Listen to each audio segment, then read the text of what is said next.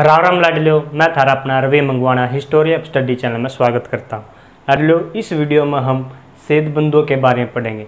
ऐसे दो भाई जिन्होंने साधारण परिवार से उठकर मुगल वंश में किंग निर्माता की भूमिका निभाई, यानी कि किंग बनाने में सहायता दी। तो उन दो बंधुओं के बारे में इस वीडियो में हम पढ़ेंगे। तो अभी तक हमारा चैनल सब्सक्राइब नहीं किया तो चैनल को सब्सक्राइब जरूर कर ले, ताकि ऐसी वीडियो आपके पास हम पहुंचाते रहें। तो हम वीडियो शुरू करते हैं। 1307 में औरंगजेब की मृत्यु के बाद बहादुर शाह प्रथम शासक बना था। ये आपको पता ही होगा। बहादुर शाह प्रथम का असली नाम मुअज्जम था। बहादुर शाह तो इसकी उपाधि थी। इस समय पर जब बहादुर शाह प्रथम का शासन था तो मुगल दरबार में 4 दल बने हुए थे। पहला तुरानी दल, दूसरा ईरानी, तीसरा अफगानी और चौथा था हिंदुस्तानी दल। ये 4 दल उस टाइम पर थे, जिनमें से तुरानी दल मध्य एशिया से इनके पूर्वज आए थे, और जो ईरानी दल था इसके पूर्वज ईरान से, अफगानी के अफगान से। हिंदुस्तानी दल में वो लोग शामिल थे जिनके पूर्वजों ने हिंदू धर्म त्याग कर मुसलमान धर्म अपना लिया था, यानी कि इस्लाम धर्म, या बलपूर्वक कह सकते हो या लालच में, कुछ भी। तो वे लोग हिंदुस्तान दल में शामिल थे, यानी कि भारत के लोग ही हिंदुस्तान दल में शामिल थे। इसी हिंदुस्तान दल से सैयद बंधु, जिनका नाम हसन अली और हुसैन अली था, 2 भाई हुए।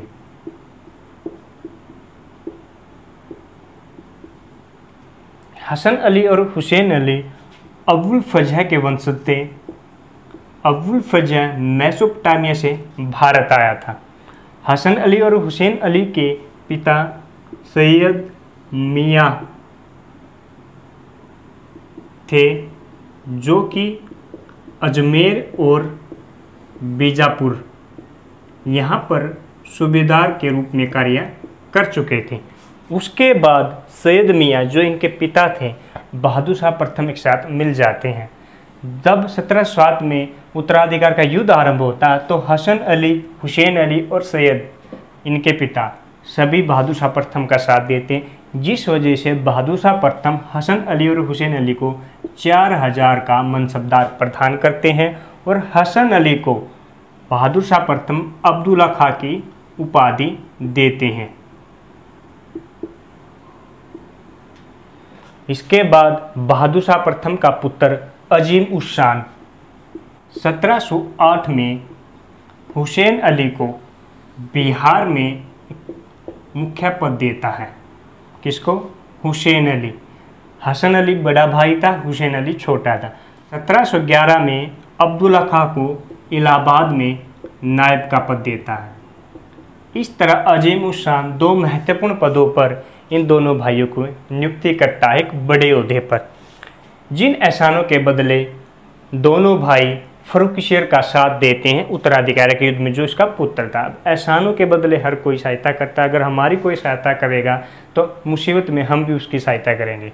यही बात ऐसा ही दोनों भाइयों ने किया। जब बहादुर शाह प्रथम की मृत्यु हुई तो उसके बाद सभी भाइयों में युद्ध छिड़ा, जहाँ पर जहांगीर शाह शासक बनता बहादुर शाह प्रथम के बाद।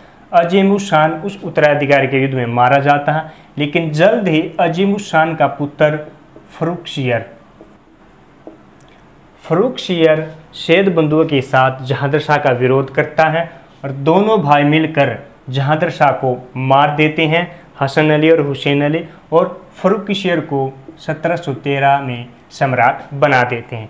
अब 1713 से लेकर 1720 ये टाइम पीरियड सैयद बंधुओं के नाम से जाना जाता है, क्योंकि इन्होंने ही इस टाइम में सम्राट बनाए हैं और सम्राट को गद्दी से उतारा भी है। फर्रुखसियर जब सम्राट बनता है तो अब्दुल्ला खां को वजीर का पद देता है, और दूसरे भाई हुसैन अली को मीर बख्शी पद। मुगल साम्राज्य के सबसे महत्वपूर्ण पद वजीर और मीर बख्शी होता है मुख्य सेनापति। ये 2 पद दोनों भाइयों को मिल जाते हैं, जिससे पूरे शासन पर इनका अधिकार हो जाता है। जल्द ही फर्रुखसियर को अपनी गलती का एहसास होता है। फर्रुखसियर भी अब दोनों भाई से छुटकारा चाहता है किसी ना किसी तरह। तभी इसी टाइम पर और जो दल के नेता थे, ईरानी, अफगानी और तुरानी, ये इन दोनों भाई से ईर्ष्या करने लगे थे। इन्हीं में तुरानी दल के एक नेता हुआ शक्तिशाली था मीर जुमला। मीर जुमला जल्द ही फर्रुखसियर पर अपना प्रभाव बढ़ा लेता है और फर्रुखसियर उसके प्रभाव में आकर मीर जुमला को अपनी राज आज्ञाओं पर हस्ताक्षर करने का अधिकार दे देता है और यह कहता है फर्रुखसियर सम्राट कि जो भी मीर जुमला के शब्द होंगे या हस्ताक्षर होंगे वो सम्राट के हस्ताक्षर होंगे, यानी कि अपनी सारी शक्तियाँ मीर जुमला को दे देता, जिससे अब्दुल्ला खां जो कि इसका वजीर था गुस्सा हो जाता है। क्यों गुस्सा हो जाता है? क्योंकि अब्दुल्ला खां का मानना था या कहना था कि कोई भी उन्नति करनी है, किसी को पद से हटाना है या कोई भी काम करना हो बिना वजीर या प्रधानमंत्री के सम्राट नहीं कर सकता, यानी कि उसकी सलाह लेना जरूरी है। चाणक्य हैं जो चंद्रगुप्त मौर्य के प्रधानमंत्री थे, उन्होंने अर्थशास्त्र पुस्तक लिखी है राजनीति के ऊपर। उन्होंने यही उसमें बताया है कि वजीर से सलाह लेना सम्राट का दायित्व है, यानी कि अनिवार्य है उससे सलाह लेना। लेकिन ऐसा फर्रुखसियर ने नहीं किया, उससे बिना सलाह ही मीर जुमला को यह अधिकार दे दिए, जिस कारण सैयद बंदों में और फर्रुखसियर में मतभेद हो गया। मतभेद और सामने तब प्रकट हुआ जब फर्रुखसियर ने हुसैन अली को, जो इसका छोटा भाई था, उसको दक्कन जाने के लिए कहा, लेकिन हुसैन अली अपने भाई अब्दुल्ला खां को मुगल दरबार में जो षड्यंत्र हो रहे थे उसमें अकेला छोड़कर जाने के लिए तैयार नहीं हुआ। हुसैन अली ने कहा कि मैं यहाँ पर रहूँगा और मेरा जो व्यक्ति है वो दक्कन जाकर काम संभालेगा, लेकिन फर्रुखसियर ने इस बात के लिए मना कर दिया, जिससे दोनों भाइयों सैयद बंदो और फर्रुखसियर के संबंध और ज़्यादा बिगड़ गए। अब नौबत ये आ गई कि सैयद बंदो मुगल दरबार में भी नहीं जाते थे, आना जाना बंद कर दिया, जिससे कामकाज ठीक नहीं चल रहा था, क्योंकि जो मुख्य पद थे वो सैयद बंदो के पास थे। बीच बचाव करने के लिए राजमाता को आना पड़ा, क्योंकि शिष्टाचार पूरी तरह से ख़त्म हो चुका था। फर्रुखसियर की माता ने समझाया हुसैन अली को और उसे दक्कन जाने के लिए मना लिया, और साथ ही मीर जुमला जिसको ये आदेश दिए थे कि उसके आदेश, सम्राट के आदेश, इसको पटना भेज दिया गया। मीर जुमला पटना चला गया और हुसैन अली दक्कन चला गया। अब फर्रुखसियर ने षड्यंत्र रचा हुसैन अली को मारने के लिए। फर्रुखसियर ने गुजरात के सूबेदार दाऊद खां को मारने के लिए हुसैन अली को भेजा, लेकिन हुसैन अली काफ़ी चालाक था, उसके युद्ध में दाऊद खां को ही मार दिया। तब फर्रुखसियर को यह बात पता लगी तो उसको काफ़ी गुस्सा आया, तो उसने दूसरा षड्यंत्र किया। फिर उसने क्या किया, जो दक्कन के जागीरदार थे उनको गुप्त रूप से यह संदेश भेजा कि वो हुसैन अली का कोई भी संदेश या आज्ञा ना माने, जिससे वहाँ राजनीतिक अस्थिति उत्पन्न हो जाए। लेकिन हुसैन अली काफ़ी चालाक था, उसने दक्कन में जाकर वहाँ के राजनीतिक स्थिति को ही बदल दिया, क्योंकि वहाँ पर उस समय मराठा काफ़ी सक्रिय थे। तो 1719 में हुसैन अली ने मराठों के साथ संधि कर ली और संधि में उनको कुछ रियायतें दे दी। रियात शब्द उर्दू शब्द है, रियात का मतलब होता है कोई काम करने की अनुमति देना। वो रियायतें दे दी, बदले में मराठों ने हुसैन अली को सैनिक सहायता देने का वचन दिया। अब दिल्ली दरबार में कश्मीरी इदात खां नाम का व्यक्ति हुआ। इत्काद खां ने फर्रुखसियर पर अपना प्रभाव जमाना शुरू कर दिया। मीर जुमला के बाद अब इत्काद खां इस पर प्रभाव बढ़ा रहा। जल्द ही फर्रुखसियर ने इत्काद खां को वजीर बनाने का निर्णय ले लिया और इसकी तैयारी करने लगा कि कैसे अब्दुल्ला खां को वजीर पद से हटाया जाए। इसके लिए ईद के मौके पर फर्रुखसियर ने 70,000 सैनिक इकट्ठे कर लिए, लेकिन इस षड्यंत्र का पता अब्दुल्ला खां को लग गया। अब्दुल्ला खां ने भी सैनिक तैयार कर लिए और जो मुख्य सेनापति थे इनके दरबार में उनको भी अपनी ओर मिला लिया। हुसैन अली को भी जैसे ही पता लगा इस षड्यंत्र के बारे में, वो अपने भाई की मदद के लिए अब्दुल्ला खां की सैनिक मराठा सैनिकों के साथ, मराठा सैनिकों की जो संधि हुई थी उनको लेकर वहाँ पर पहुँच गया अपने भाई के साथ। दोनों की सेना काफ़ी बड़ी होगी। फर्रुखसियर के पास अब उनकी मांगे मानने के सिवा कोई चारा नहीं था, तो फर्रुखसियर ने जो सैयद बंधुओं ने मांगे रखी वो मान ली।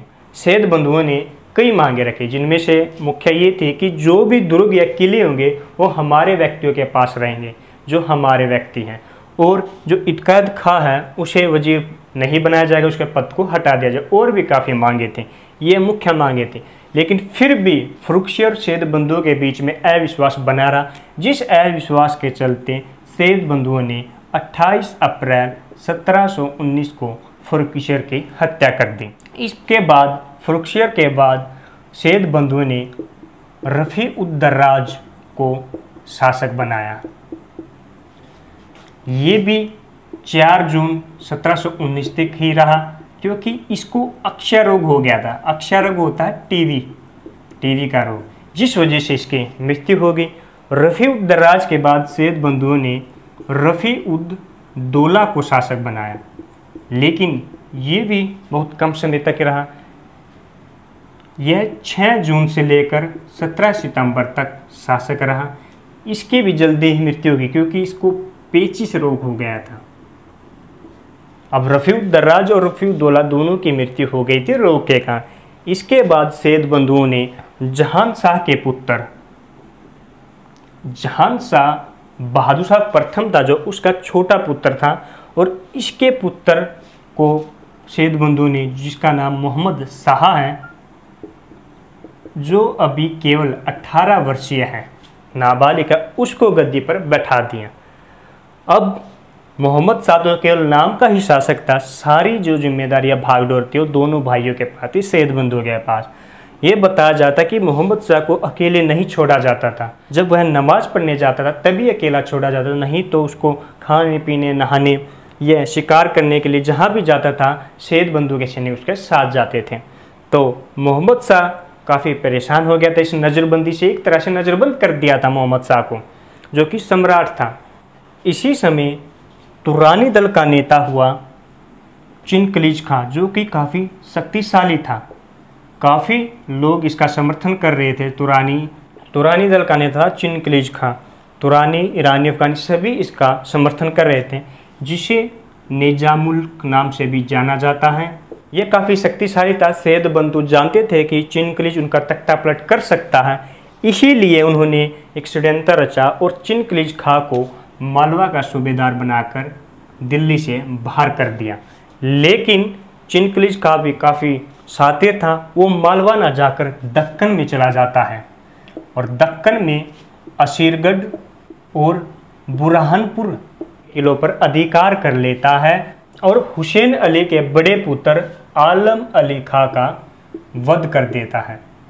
इधर दिल्ली में भी षड्यंत्र हो रहे हैं सैयद बंधु को समाप्त करने के लिए। और जो दल के नेता बच गए थे, जिनमें इतामदुद्दौला, शहादत खां, हैदर खां शामिल थे, वे षड्यंत्र बना रहे थे सैयद बंधु को समाप्त करने, जिनमें बाद में राजमाता भी शामिल हो जाती हैं, क्योंकि मोहम्मद शाह को दोनों भाइयों ने नज़रबंद किया हुआ था। अब हैदर खां हुसैन अली को मारने का बीड़ा उठाता है कि षड्यंत्र बनाया जाता कि हुसैन अली को मारने की जिम्मेदारी मेरी है। हुसैन अली जब दिल्ली दरबार से वापस आ रहा था, तब हैदर खां उसके अकेले में मिलता है और उसको एक याचिका देता है। जब हुसैन अली उस याचिका को पढ़ रहा होता तो धोखे से हैदर खां हुसैन अली को मार देता है। जब अब्दुल्ला खां को ये बात पता चलती है कि उसके भाई को धोखे से मार दिया, तो अब्दुल्ला खां सैनिकों के साथ हसनपुर नामक स्थान पर पहुंचता है। 13 नवंबर 1720 को इनके साथ युद्ध करता है, सम्राट मोहम्मद शाह और इन तीनों के साथ। लेकिन कहते हैं कि एकता में ही बल होता है। अब इनकी एकता टूट गई थी। क्यों? क्योंकि इसका भाई हुसैन अली को पहले ही मार दिया था, जिस वजह से अब्दुल्ला खां इस युद्ध में हार जाता है और अब्दुल्ला खां को बंदी बना लिया जाता है। इसके बाद बंदी बनाने के बाद 2 साल के बाद 1722 ईस्वी में विष देकर अब्दुल्ला खां को भी मार दिया जाता है। तो इस प्रकार सैयद बंधु कैसे एक साधारण परिवार से उठकर किंग निर्माता बनते हैं, वो भी मुगल वंश में, जिस वंश में अकबर, जहांगीर, बाबर जैसे बड़े बड़े योद्धा और शासक हुए हैं। तो ये सारी जानकारी थी सैयद बंधु के बारे में। अगर फ्रेंड्स वीडियो अच्छी लगी है तो वीडियो को लाइक, शेयर, कमेंट जरूर करें और साथ ही हमारे चैनल को सब्सक्राइब करें। सब्सक्राइब करने के साथ बेल आइकन बटन दबाना ना भूलें, ताकि हमारी न्यू वीडियो आपके पास जल्द से जल्द पहुंच सके। धन्यवाद।